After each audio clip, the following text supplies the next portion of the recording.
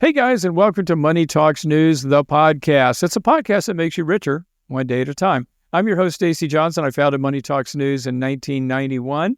And with me is Carla Bauscher, our managing editor, and she's in charge of all the stuff you read on our website.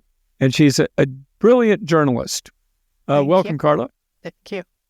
Now, last time we were talking about things that are going on in Congress that may affect your health care.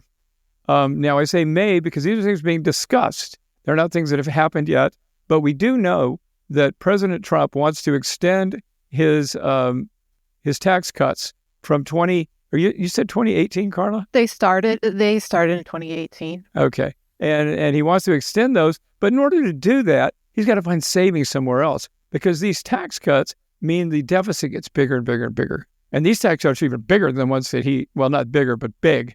In addition to the ones that he had put through last time he was president.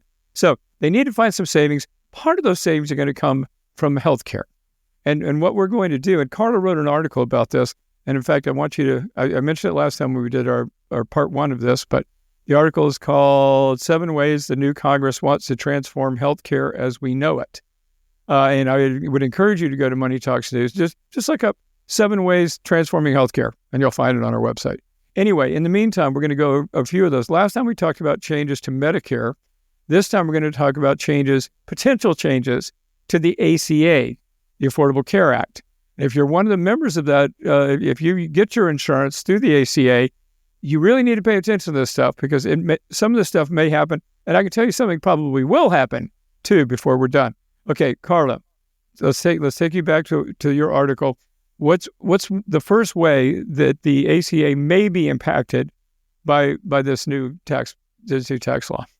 So most of the items in the brainstorming document, if you will, that Republicans in Congress have circulated, the items that have to do with the ACA, for the most part, are about reducing coverage.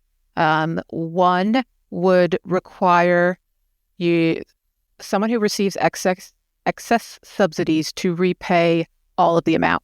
Currently, if your income is in a certain window and you end up receiving more subsidies than you should have based on your income, you don't have to repay it, or you don't have to repay it all, because these subsidies come in the form of an advanced tax credit. They want you to have the money every month when you pay your premiums, but then you have to reconcile that at tax time, and your income that you estimated at the beginning of the year may not actually have, you could have ended up making more than that or less than that. So you can end up, if your income goes higher than you estimated at the beginning of the year, you can have a situation where you received more subsidies than you should have based on your income. And so that would be now, the way it is now, they just forgive that. They just say not it's for okay. everyone. Not for your income has to be under 400% of the federal poverty limit, which I can't tell you that offhand, but that's fairly high. So that's a good amount of people that. But they're thinking about just doing away with that, and you have to repay all of it if you got no excess matter subsidies. what your income is, right? You repay it all if you received excess. And that, according to your article I'm reading here, it says that's going to save up to $46 billion over 10 years. That's the estimate from the Republicans throwing these ideas around. And again, not to beat a dead horse, I want to remind everybody, these are proposals. These are not things that have happened yet. These are the things that are being discussed in the back offices of Congress among the Republicans. Okay, number 2, repeal the ACA for DACA recipients. What's that about? Currently, the rule that the Biden administration implemented last year allowed for people who are in this country under the Deferred Action for Childhood Arrivals program, a lot of people call them Dreamers, they are eligible for ACA healthcare under this rule that Biden implemented last year.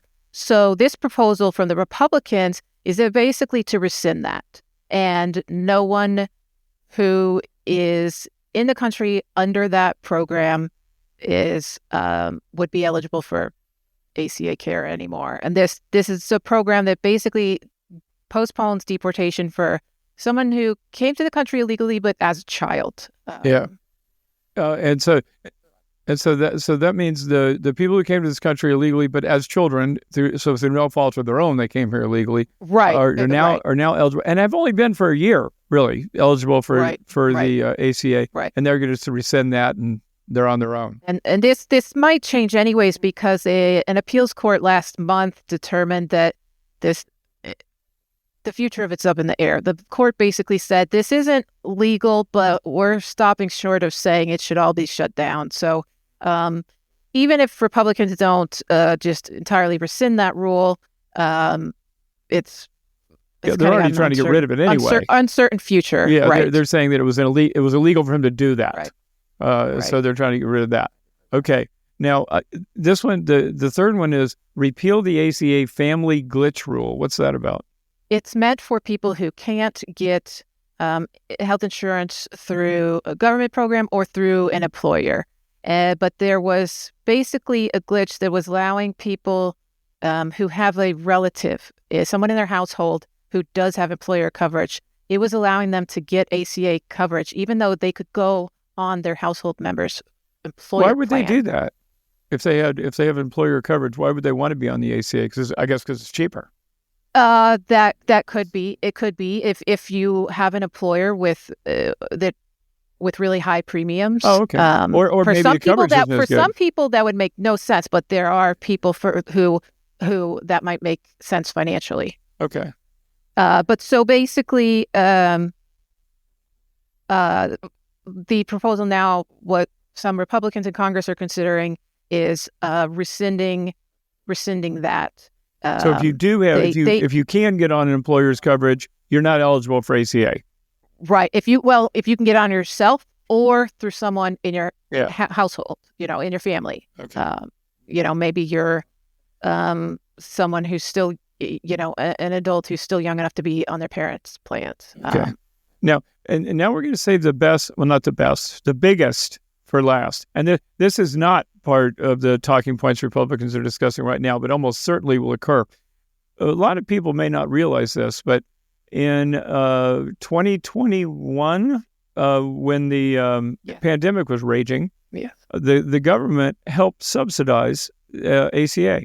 And by the way, only 7% of Americans don't have health insurance now, according to what I'm reading anyway. And that was 18%.